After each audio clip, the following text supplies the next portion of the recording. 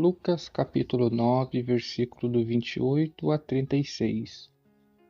Uns 8 dias depois dessas palavras, Jesus subiu a montanha para rezar e levou consigo Pedro, João e Tiago.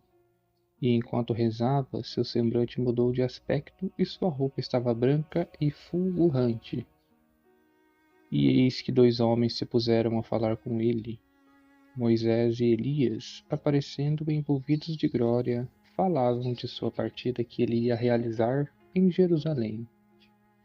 Pedro e os seus companheiros estavam tontos de sono, mas ficaram acordados e viram a glória de Jesus e os 2 personagens que estavam de pé junto a ele. E quando estes já iam desaparecendo, Pedro disse a Jesus: Mestre, como é bom estarmos aqui. Vamos fazer 3 tendas, uma para ti, outra para Moisés e a terceira para Elias. Mas não sabia o que estava dizendo. Enquanto ele falava isso, apareceu uma nuvem que os envolveu na sua sombra. E quando entraram na nuvem, os discípulos ficaram cheios de medo. Então ouviu-se uma voz da nuvem que dizia: Este é o meu filho, o meu eleito. Ouvi-o. Apenas cessou aquela voz, Jesus estava sozinho. Os discípulos guardaram silêncio, não contando naqueles dias nada do que tinham visto. Palavra da salvação. Glória a vós, Senhor. A palavra de Deus de hoje vai nos falar sobre a transfiguração de Jesus. Depois de Jesus anunciar a sua paixão e ressurreição e também falar sua condição para segui-lo, vemos a 2 evangelhos antes, né? O primeiro anúncio da paixão e ressurreição e as condições para seguir Jesus. Jesus sobe ao monte para rezar e leva consigo Pedro, João e Tiago. Lá transfigura-se diante deles. Sua roupa fica branca. Jesus se mostra divino diante dos discípulos. Estava também junto de Jesus Moisés e Elias, falando sobre sua partida a Jerusalém. Ali eles estavam falando sobre a morte e ressurreição de Jesus. Moisés representa a lei. Quando Moisés sobe ao Monte Tabor, Deus nos dá os 10 mandamentos da lei de Deus, né? E Elias representava todos os profetas do Antigo Testamento. A presença deles ao lado de Jesus confirma que ele é o cumprimento de toda a lei e das profecias do Antigo Testamento que eu acabei de falar. Pedro, mais à frente, como vemos na palavra de Deus que acabamos de ouvir, fala para Jesus: Mestre, como é bom estarmos aqui. Aqui que Pedro quer dizer? Pedro está expressando o desejo de permanecer naquele momento de glória com Jesus, sabe? Quer permanecer naquele momento de oração junto com Jesus, Moisés e Elias. E também reflete a experiência de uma profunda intimidade e alegria com a presença divina. O Evangelho mostra que ele está errado, porque a voz do Pai, quer dizer, a voz de Deus, lá, o ouviu, corrige indiretamente Pedro, sabe? O cristão, ele não deve buscar apenas a glória, sabe?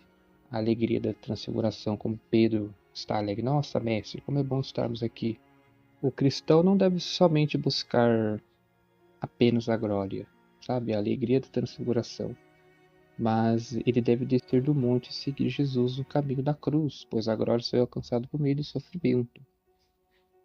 O sofrimento, tipo assim, a gente não pode ficar só lá em cima do monte rezando essas coisas, sabe? Querendo só a glória, essas coisas. A gente tem que descer para a realidade. A gente tem que acordar cedo para trabalhar, a gente tem que viver nossa vida, a gente tem que, como é que eu posso dizer, enfrentar as dificuldades da vida, enfrentar o nosso dia a dia, essas coisas. A gente pode ficar só lá em cima no lazer, né? Porque não dá, né? A gente tem que vir para a realidade e ir para o dia a dia. Olha lá, mas deve descer o monte e seguir Jesus no caminho da cruz, pois a glória só é alcançada por meio do sofrimento. Isso que eu acabei de dizer. A gente tem que descer o monte e viver o dia a dia. Óbvio que a gente tem o tempo de oração, importante. Mais pra frente, quando Pedro começa a falar sobre fazer 3 tendas, uma nuvem os cobriu e uma voz da nuvem diz a eles, né? Fala para eles: Este é meu filho, o meu eleito, ouvi-o. A frase e a confirmação direta de Deus Pai sobre quem é Jesus. Ele não é apenas um profeta ou um mestre, mas sim o próprio Filho de Deus, o escolhido, né? O eleito. Este é meu filho, o meu eleito, ouvi-o. O ouvi-o é um mandamento direto de Deus Pai aos discípulos, né? E também a todos nós, para que deem total atenção e obediência a Jesus, escutando os seus ensinamentos e as pondo em prática. Muitas vezes a gente só escuta e não coloca em prática a palavra de Deus. A gente tem que tomar cuidado com isso. A visão da glória de Cristo, sabe, a transfiguração, serviu para consolar também e fortalecer os discípulos, né? Porque Jesus falou aqui antes da transfiguração, sobre a paixão, sabe, a paixão e ressurreição. Acontece isso meio que para consolar, né, e fortalecer os discípulos antes dos eventos difíceis que vão chegar, né? No final dessa passagem, tudo volta ao silêncio.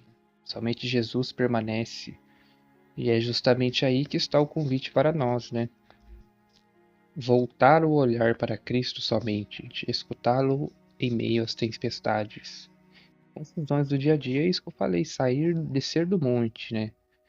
Enfrentar as dificuldades da vida e escutá-lo, escutar Deus no meio dessas dificuldades.